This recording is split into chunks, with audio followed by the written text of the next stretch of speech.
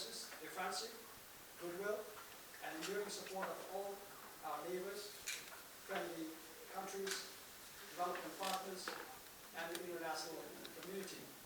Your continued engagement and cooperation remain invaluable as we navigate this defining phase. It is a great pleasure to meet you here in the hall of the Ministry of Foreign Affairs today as Kathmandu enjoys the return of clear skies and pleasant weather.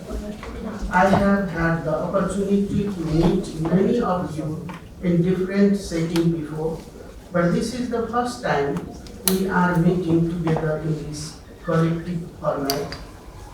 We meet at a moment of profound political change in Nepal following the unprecedented Generation Gen Z movement last month.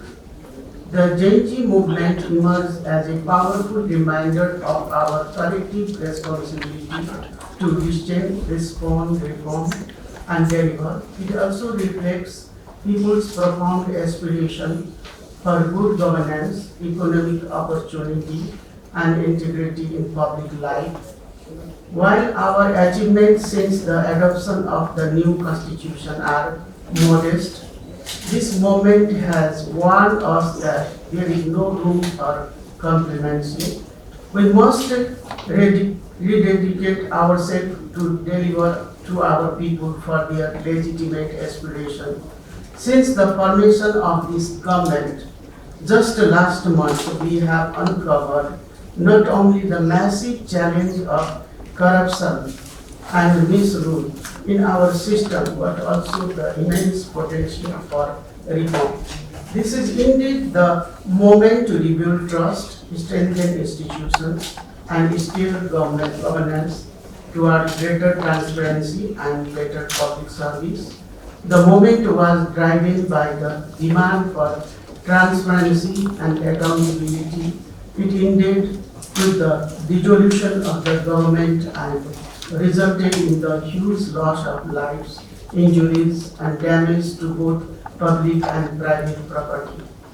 Following the resignation of the former Prime Minister and the dissolution of the House of Representatives, a new interim government was formed under my leadership on 12 September 2025. The regulation came with a force and a spontaneity that took many by surprise when I was called upon to lead in those uncertain times.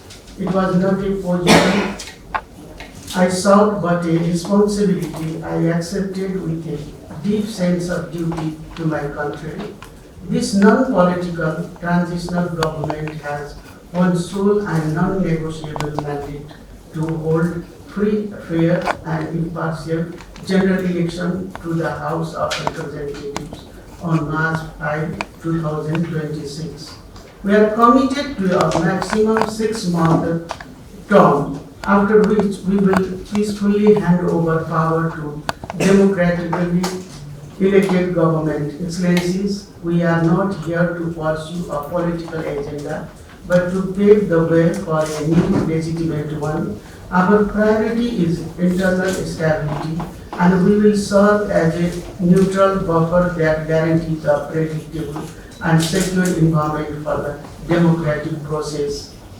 Multi-party democracy is the cornerstone of our political system. Adherence to democratic norms and values is the only viable path forward. The government is fully engaged in all preparatory works. Our entire focus and the state's resources are being directed toward creating the necessary conditions, security, legal frameworks, and logistical preparation for a credible election.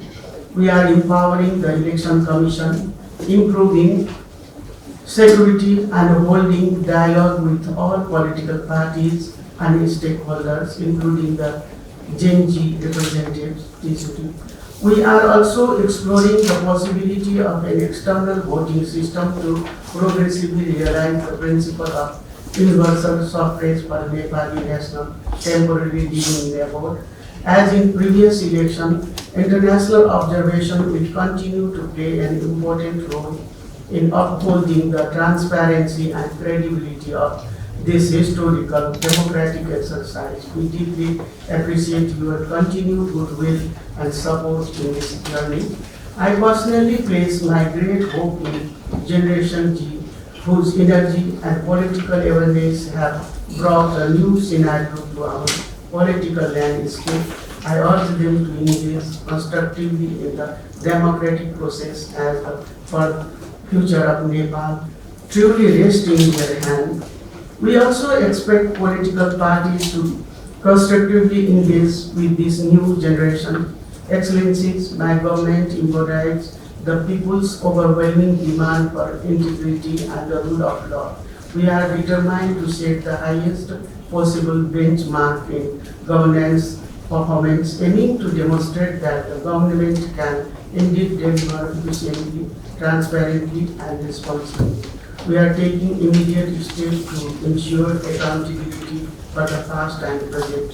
We have continued our Judicial Inquiry Commission with a clear mandate to ascertain facts and examine underlying cause of the recent violence. Furthermore, we are taking immediate steps to launch credible impartial investigation into allegation of high-profile corruption, demonstrating that no one is above the law.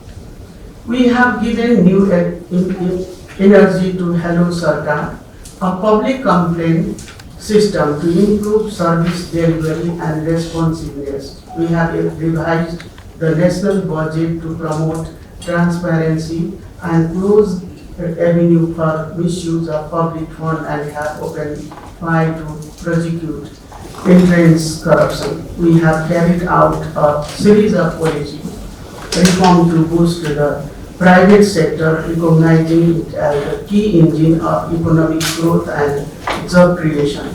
These steps are just the beginning. Economic and political reforms are not just the demand of Gen Z but the aspiration of every Nepali citizen. Excellency, our foreign policy continues to be guided by the Charter of United Nations non-alignment principle of Panchashil, international law and norms of the world peace. We are proud to be the largest true contributing country for the UN package peacekeeping operation of modest but meaningful contribution to global peace. While focusing on the election, we must also manage the immediate post-crisis economic recovery. We appreciate international support to restore business confidence and to address the consequence of the infrastructure damage and ensure the basic functioning of the essential public service until the new government takes office. The reconstruction and rehabilitation of infrastructure damage during the movement are urgent. We have established a physical infrastructure reconstruction fund. Furthermore, devastating monsoon floods and landslides this month show Nepal's growing vulnerability to climate change. We certainly appreciate support from our development partner in this area. In many places, the people themselves have come forward to help repair the damaged police post. We are also urgently retrieving arms and equipment lost or stolen during the revolution. The recent unrest and subsequent global attention have created immediate economic pressure, particularly impacting vital remittance flows due to tightened visa regulation in some destination countries. We look forward to continue diplomatic engagement to face it and to enhance labor diplomacy to protect the livelihood of our migrant workers and ensure the stability of Nepal economy. Nepal stands at a critical juncture as we prepare to graduate from the LDC status next year. The reversible and sustainable. The situation in Nepal is gradually returning to normalcy and a testament to the resilience of our people. We would greatly appreciate your support in sharing this positive message with the wider international community. Excellency, we deeply appreciate the understanding, cooperation, and friendship that your governments and missions have consistently extended toward the Nepal and Nepali people. I wish each of you and your families peace, good health, and happiness during our ongoing festival season. Thank you.